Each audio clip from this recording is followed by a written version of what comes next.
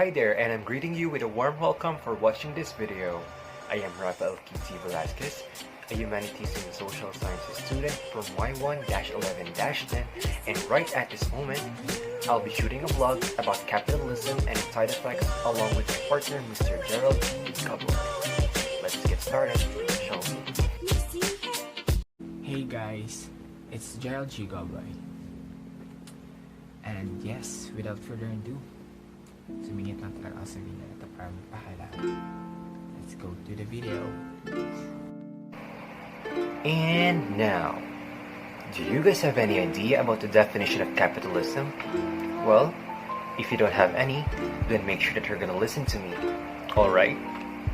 I'll be using a reference, particularly Mr. Tejvan Pettinger's blog, to purposely share the knowledge that lies within his work.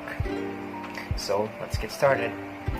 Okay, so it says here that capitalism is an economic system based on free markets and limited government restrictions and interventions, or intervention, which is specifically the tax that we pay lang naman, and also it could be the rules and mandates that the government has been imposing with regards sa pagtatayo tayo ng business or some other people. In addition, I forgot to mention nga po pala that capitalists are those proponents of capitalism, and they are more likely to own and manage their business or businesses by themselves or by their own, such as the entrepreneurs, sari-sari store owners in the Philippines, and much more. A provocative and a disturbing look at the ways of new economic facts are shaping our personal and social values. And only a certain kind of human can prosper in an unstable, fragmentary or institutions. The culture of the new capitalism demands ideal, self-oriented to the short term, focus on potential, ability rather than accomplishments. And it is willingness to discount, or willing rather, to discount abandoned past experience. And another factor of that is it examines a more durable form of selfhood that what practical initiatives could help and counter pernicious effects of reform. So hi guys, it's me again, and I'm back. And we all know that capitalism can be a positive aspect in our lives, and however, it can be used in the wrong hands and spear negativity and harm many people.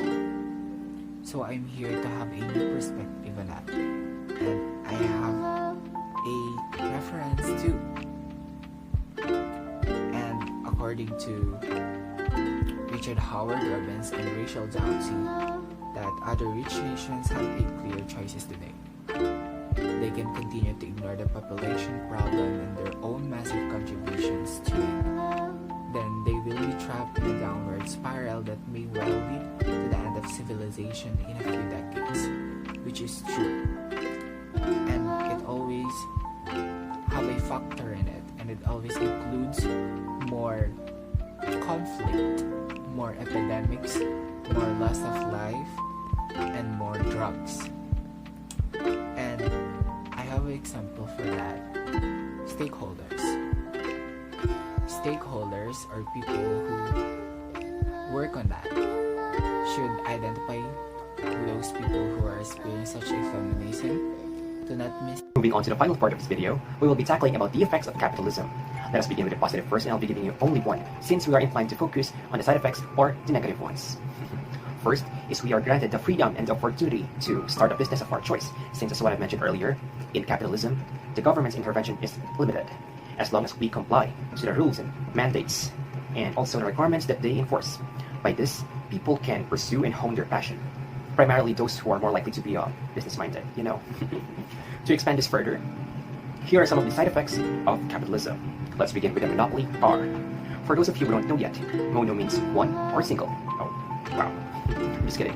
In business, monopoly power talks about a person or a single business or a single company that has the resources that can be solely availed from it, that can be found within a large and a certain scope of area, or kumbaga, sa area yun, sila lang ang nandun, or sila lang may resources na yun, and you can only avail it from them, only for them. Only from them, solely from them. That's what I mean.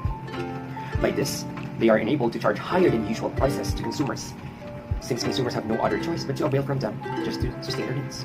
It's sad but true.